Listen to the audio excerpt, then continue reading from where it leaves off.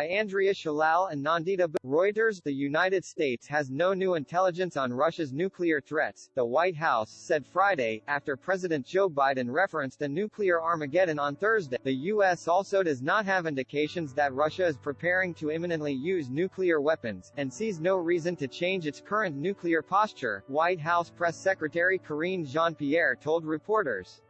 He was reinforcing what we have been saying, which is how seriously we take these threats about nuclear weapons, Jean-Pierre said.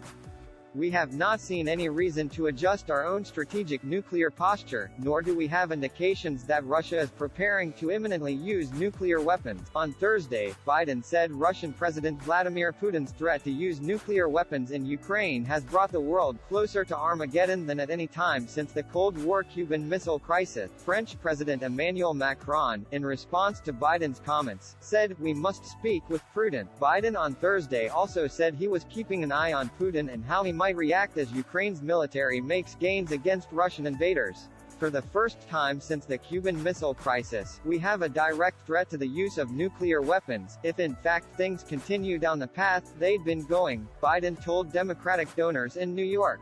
In the 1962 Cuban Missile Crisis, the United States under President John Kennedy and the Soviet Union under Nikita Khrushchev came close to the use of nuclear weapons over the presence of Soviet nuclear missiles in Cuba. If the Cuban Missile Crisis has taught us anything, it is the value of reducing nuclear risk and not brandishing it, Jean-Pierre said Friday. Biden also told attendees that he knows Putin fairly well and said the Russian president was not joking when he talks about potential use of tactical nuclear weapons or biological or chemical weapons.